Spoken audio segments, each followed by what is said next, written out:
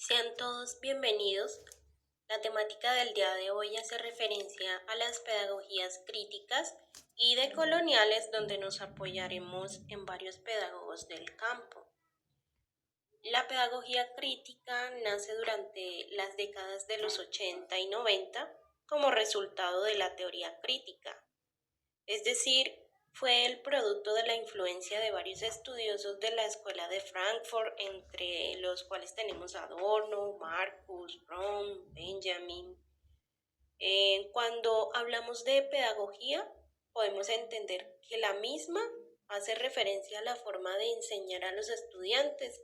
ya sea la teoría o la práctica de educar. También podemos mencionar que es una relación entre la cultura y las técnicas de aprendizaje.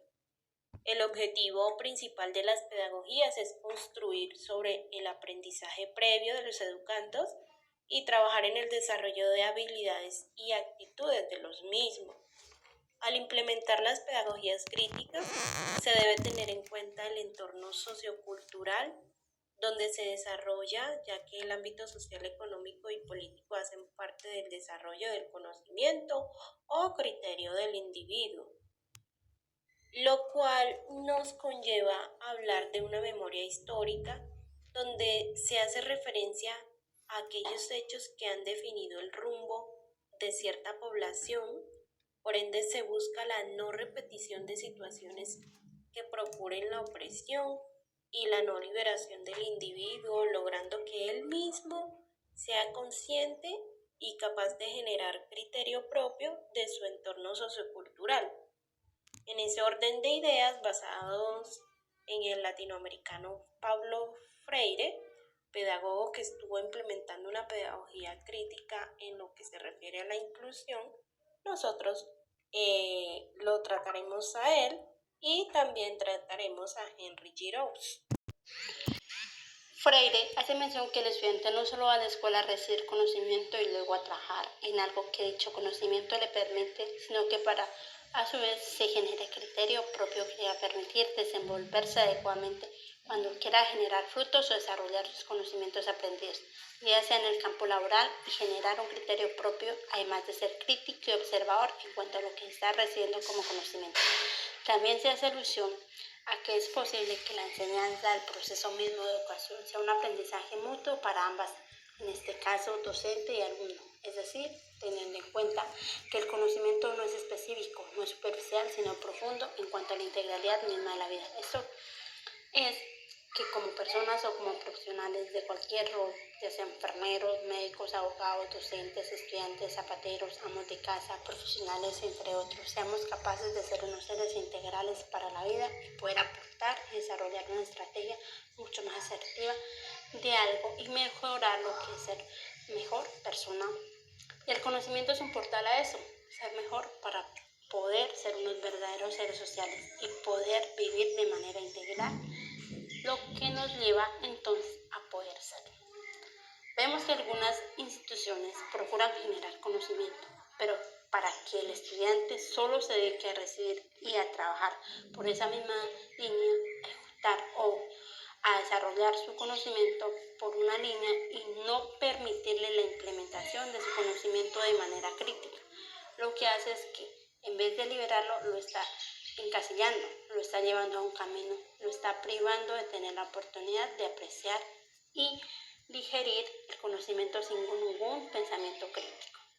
Cabe mencionar que la concepción educativa de Freire apunta al auténtico y total desarrollo del ser. Siendo así las cosas, la persona tendría la libertad de poder enfocarse en lo que el conocimiento le permite en su libertad. No permitimos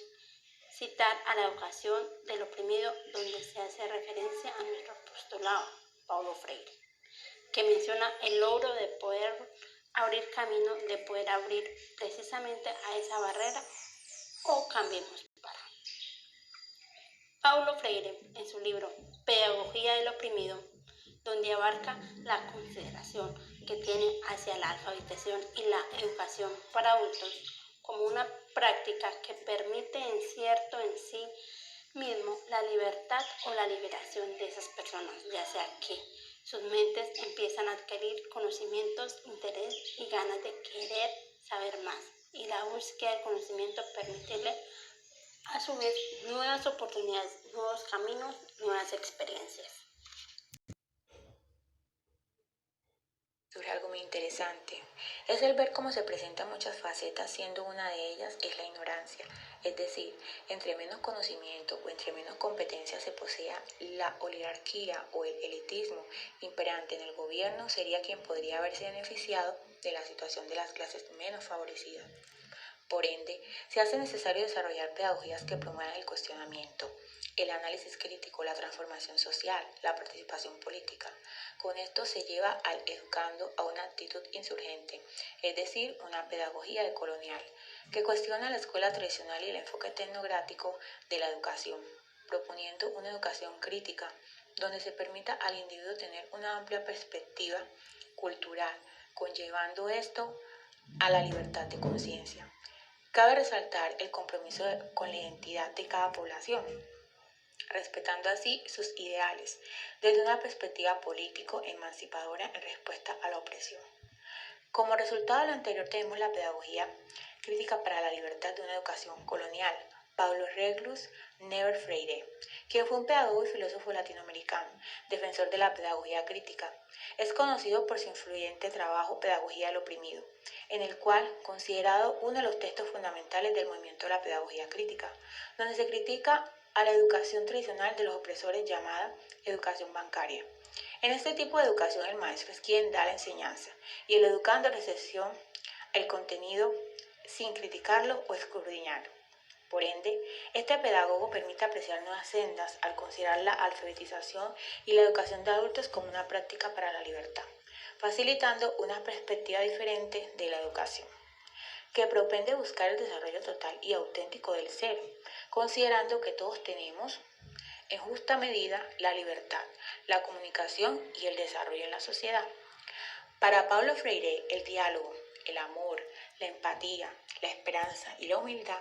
son principios en los cuales fundamentar la práctica de una pedagogía crítica que permita el empoderamiento a las personas para crear un cambio social.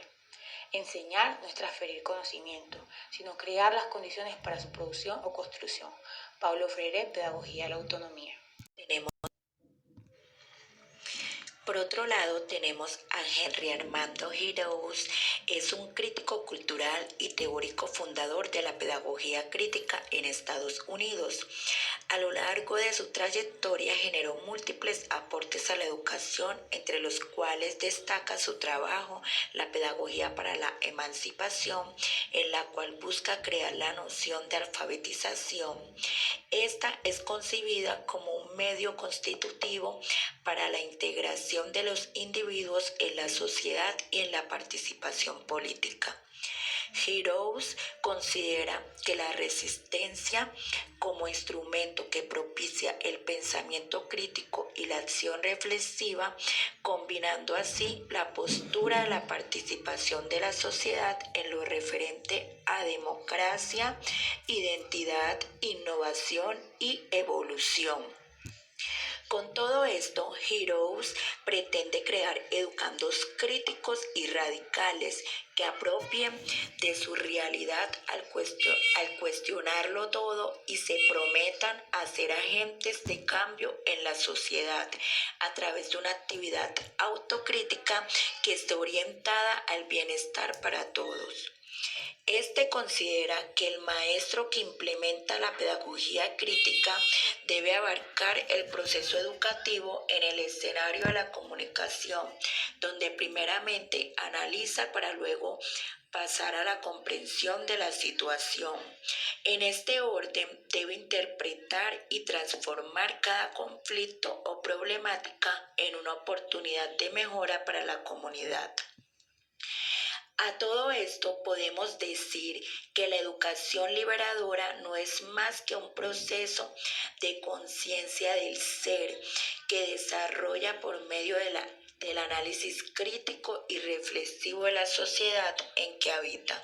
Se debe transformar el sistema educativo colonial, promover el inquirir de lo aprendido y generar en los educandos cuestionamientos sobre el actuar en la sociedad.